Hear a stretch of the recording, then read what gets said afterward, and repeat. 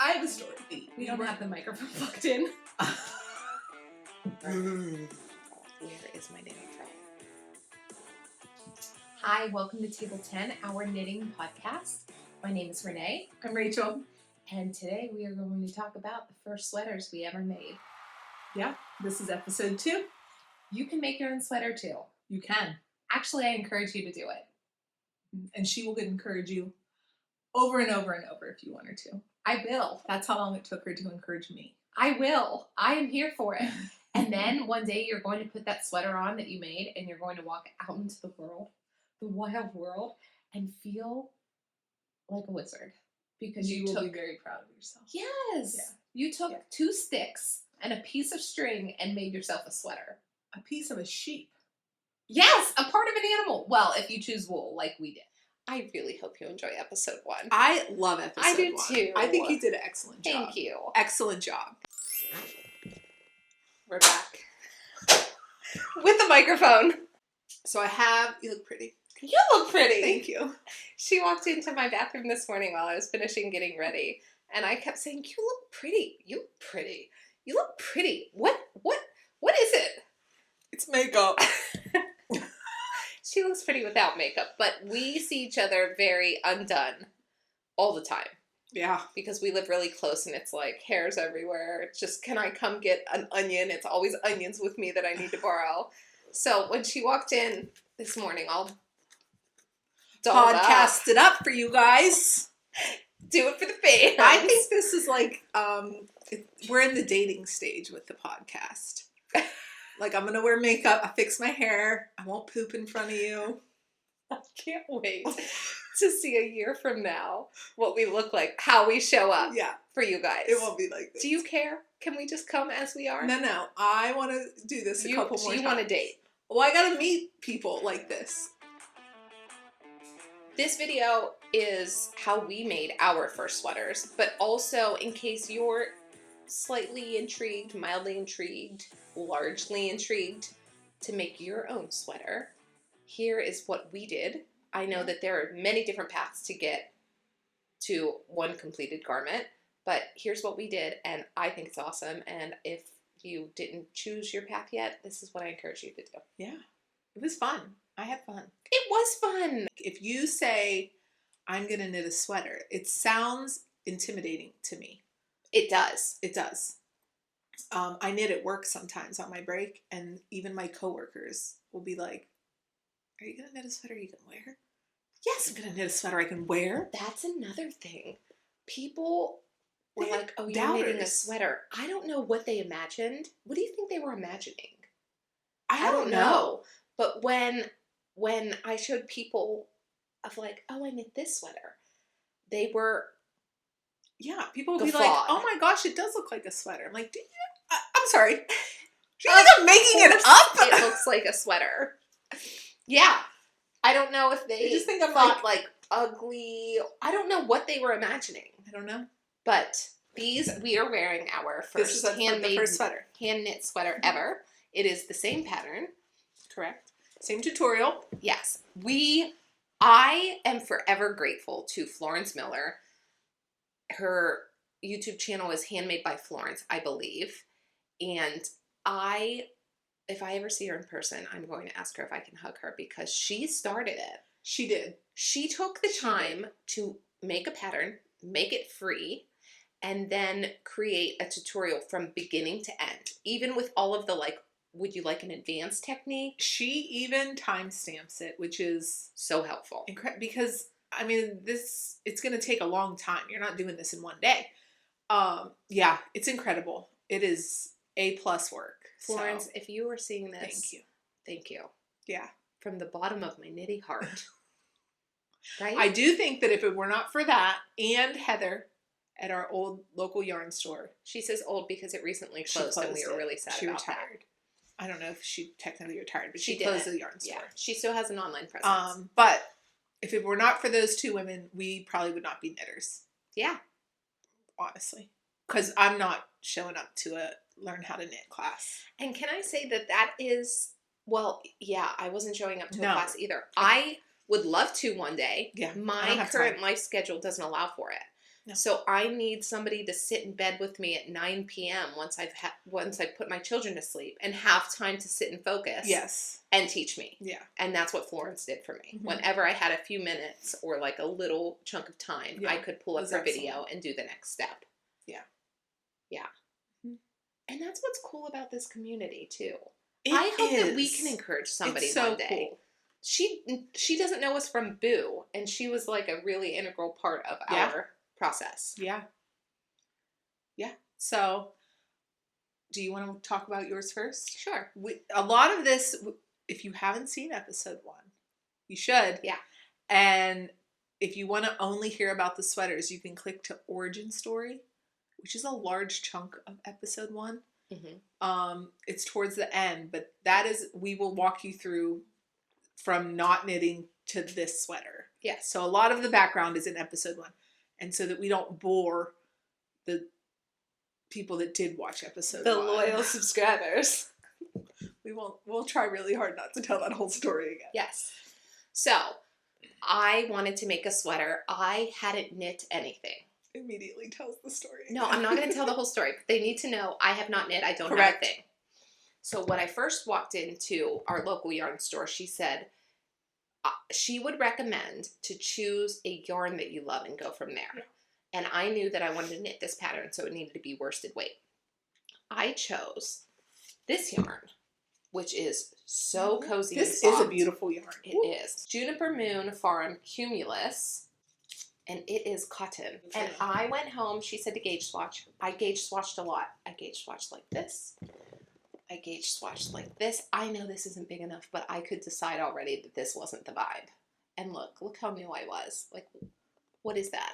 What happened there, lady? Okay. I love the fabric that it made. Yeah, it was not getting nice. gauged, not even close. And when I went up a needle size, it made this like wholly, like too open of a fabric that I was like, that's not going to be the one that I use. So we abandoned this. I still have this yarn that I plan to make something with. Yeah, kind of, because I did a lot of gauge swatching. So maybe you still have the yarn. It still exists. Oh yeah, it's right there. Yeah, you use it. So I went back into the yarn store and I said, I want to knit with wool. If I'm going to make a sweater, my first sweater, I want it to be a wool. So I started circling in on Kelborn Woolens, Lucky Tweed. I believe this is their light gray. And I really, really, really, really enjoyed working with this yarn. When I was knitting with it, it felt more rustic than it feels next to skin. But I only have a t-shirt on under this and I'm very comfortable with it. And I'm a little bit sensitive. And for me... You're a little bit sensitive now, but back then you were more than a little bit sensitive. I think. I think you've grown accustomed to wool. That's cool. Yeah. Like I've just tricked my brain into... Or you're just used to the feeling now and it doesn't feel so like... Ugh. Yeah. Because, t-shirts don't really poke at you. And I think this was my first and only wool sweater in my wardrobe because I only had cotton sweaters before this. I really loved a cotton sweater. Okay. Also because I could throw them in the washing machine every time that I wore them. Okay, here's what I did. I had to look at my Ravelry. I cast on for a size C, and then as I started doing the raglan increases, I would try it on, and I felt like, ooh, I don't know if that's going to make the underarm deep enough for me because I did want it to be boxier and oversized. When I was making this sweater, I joked, and it still is a joke, but I do want them to want this garment. I said, I want this to be a sweater that I can just like throw on over. I wear really oversized t-shirts in my house. I just want to be able to make sure that this is big enough that I can throw it on over an extra large Comfort Colors t-shirt and not be like, oh, my t-shirt's all weird. And that my kids will see me wearing this like a lot. It's just my go-to. It can live in the mudroom. I just grab it and throw it on for bus pickup or preschool pickup, whatever. And because of that, I wanted a deep underarm. So I increased it to, I went past a size D in terms of what she recommends to increase for. And I went in between a D and an E. So I really did increase this a lot. So the cast on is for a size C. And then the raglan increase is halfway between a D and an E for a boxier So you fit. just kept increasing. Yes. You didn't split it when she said to split it. Right, that's right.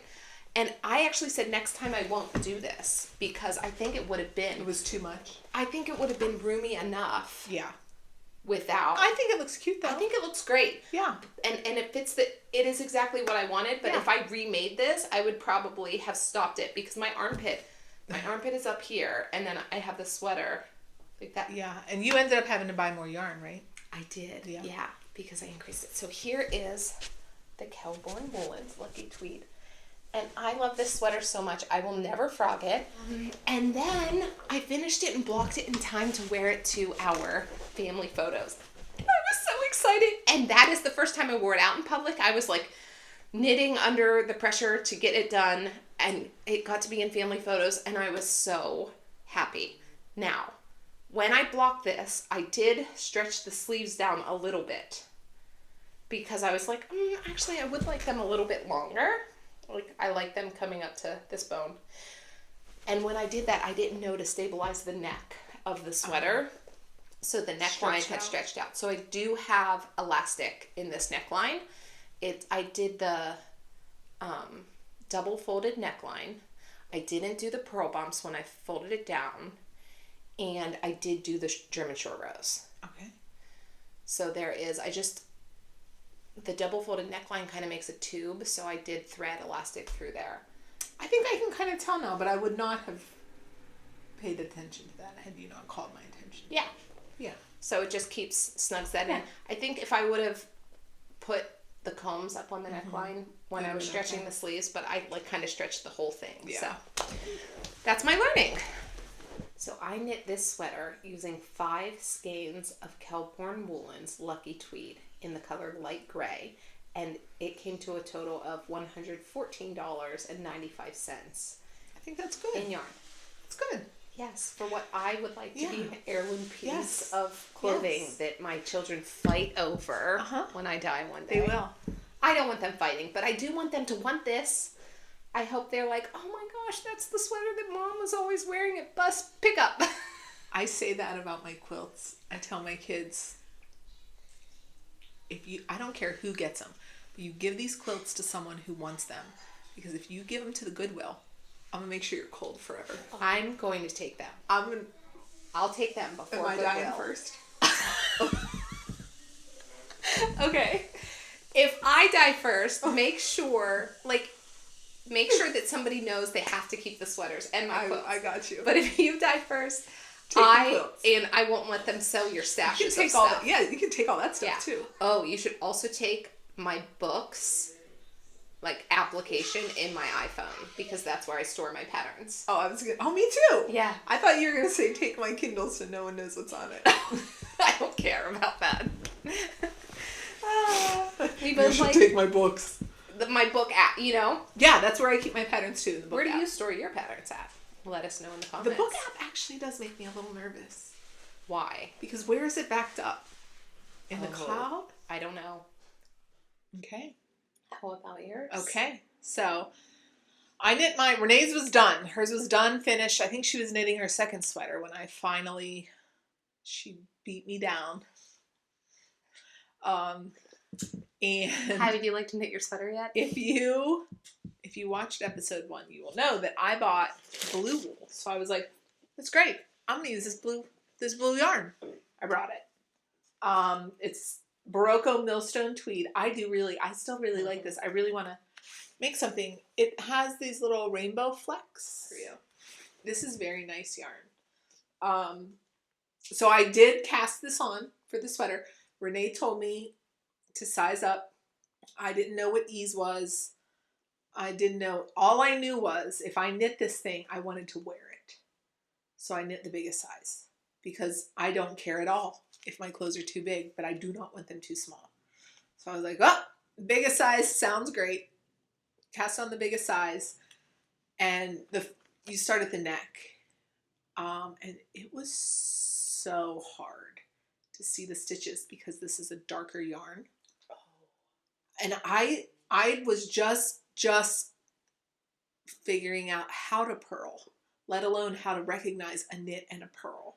I didn't know anything. That is another thing, because on Florence's tutorial, she'll say, this is how you knit, and this is how you purl. And she'll say, and then look at you'll learn how to read your stitches. Do you know what this is? It's a purl side. I don't know what that is yet. Yeah. It took me this whole collar. I In learned, fact, she learned, you'll learn. can you see how much bigger my collar is than Renee's? Because I had to keep going until I stopped making holes. So if you look under here, you'll see so many holes. Oh, okay. That's why mine's taller. So you start at the inside and you knit, and then you'll fold that over. Mm-hmm. And where you had to cast on your first few rows will be the inside of your collar. Yeah. So I had That's to, nice. every once in a while, I'd make a hole. Oh, keep going. Keep going. I did do the pro bumps. Anyhow, I didn't make it very far with this yarn before I realized that it was too dark. I couldn't deal with it. In the pattern, she recommends a few other yarns, and one of them that she recommended is Lion Brand Fisherman's Wool, which I already owned. So I was like, perfect. That's what I'm going to use. So that's what this is made out of. Lion Brand Fisherman's Wool in oatmeal. The color is oatmeal.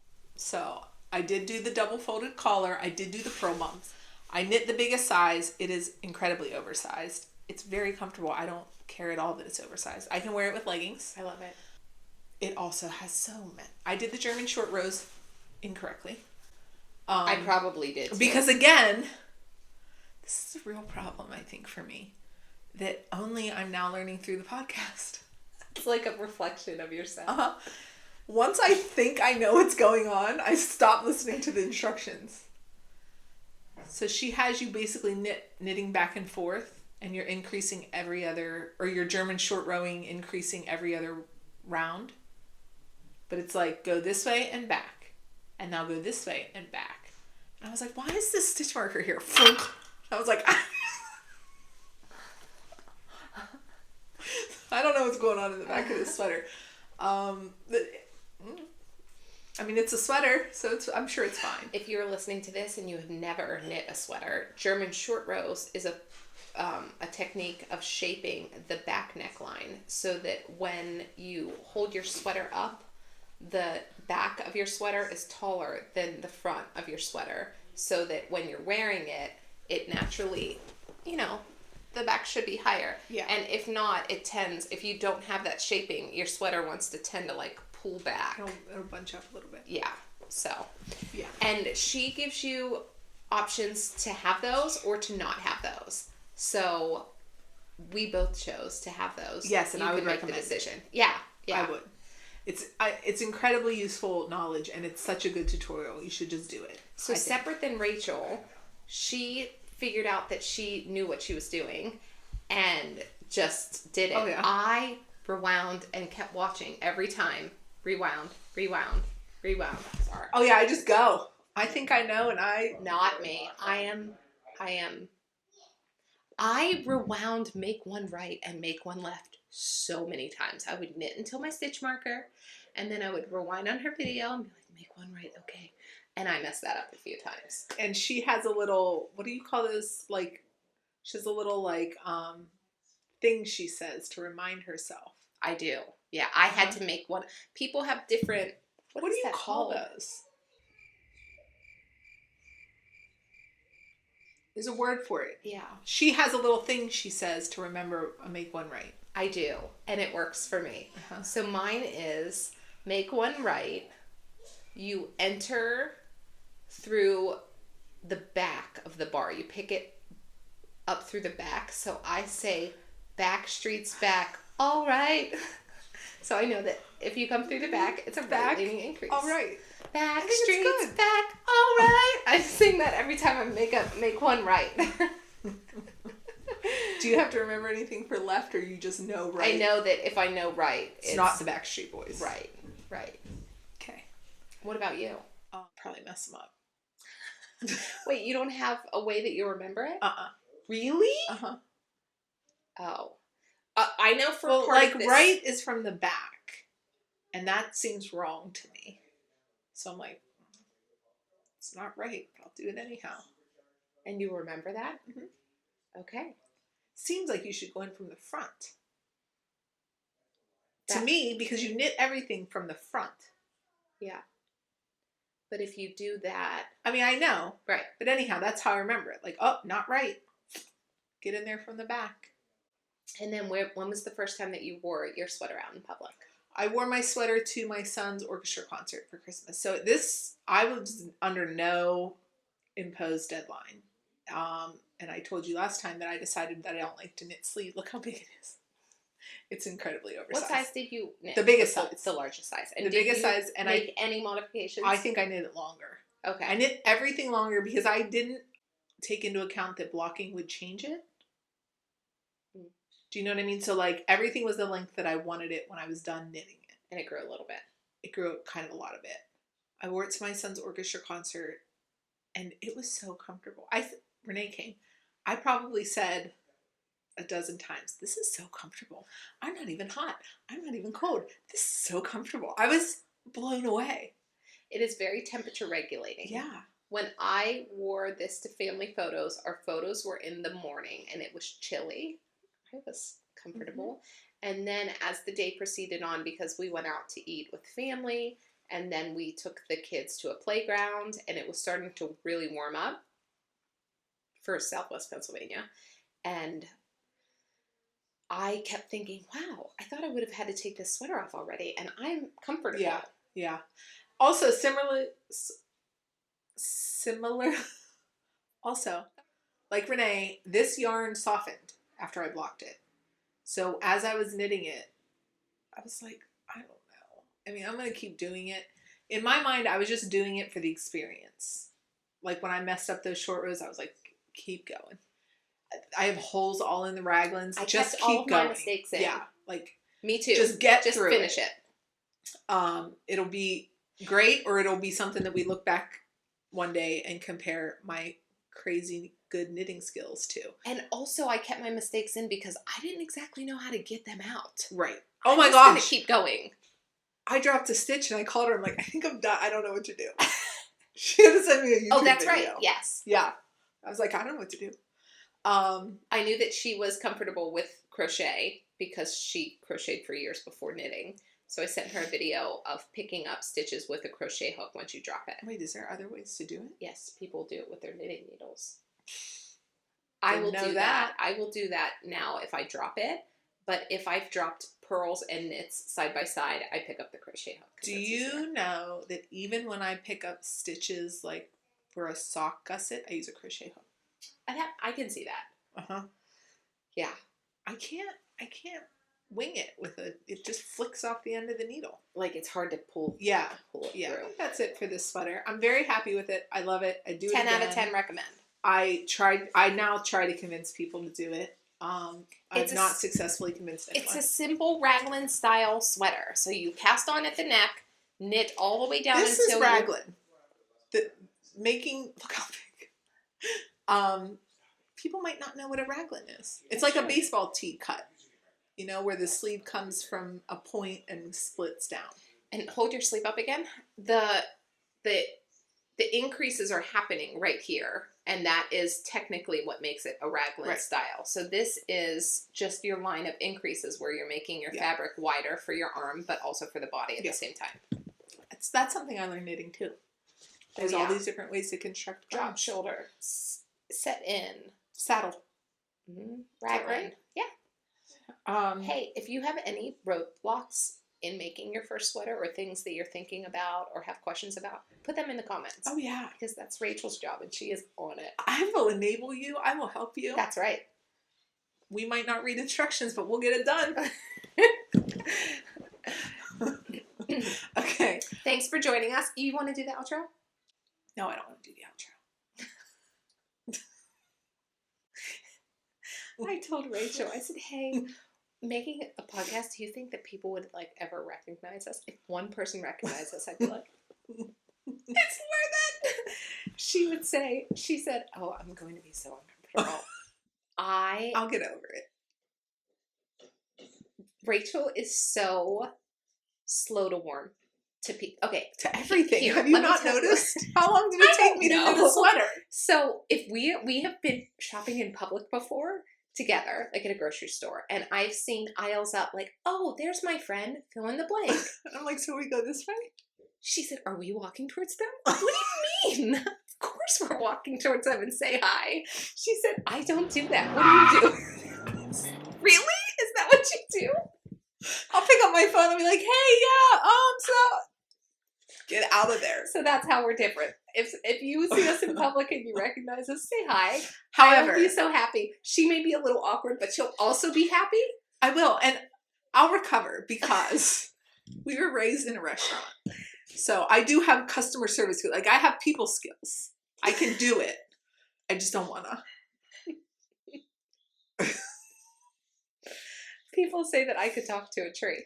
Like when Renee sits down in an airplane next to a stranger, I think she talks to them. It depends. I'm not talking. I won't over talk, but I have no problem being like, hi, hello, going home, okay. Probably If you want to talk though, you have found a buddy in Renee. That's right. You want to obsess over something? I'm your girl. I don't want to do it. How do we get along so well, too? Because you do the talking. Yeah, but what about together? What do you mean? You're I'm never- fine once I know people. Okay. I like the people that I know. That's good. Most of them. All But right. like, I'm a little bit stranger dangery. Okay. So that is knitting your first sweater. If you are thinking about it, we highly encourage you to do it. If you have questions about it, drop it in the comments. Yeah. You should like and subscribe and hit the little bell thing so that as we post these, you get notifications that we are rambling about another topic. And yeah, a thank you to Florence Miller. Big thank you.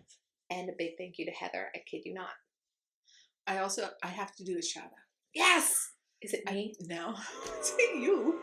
I promised our first subscriber that I would recognize him. It was my oldest son. So shout out to my number 1 son. Number 2 son was the number 2 subscriber. So thank you, boys. Thank you, boys.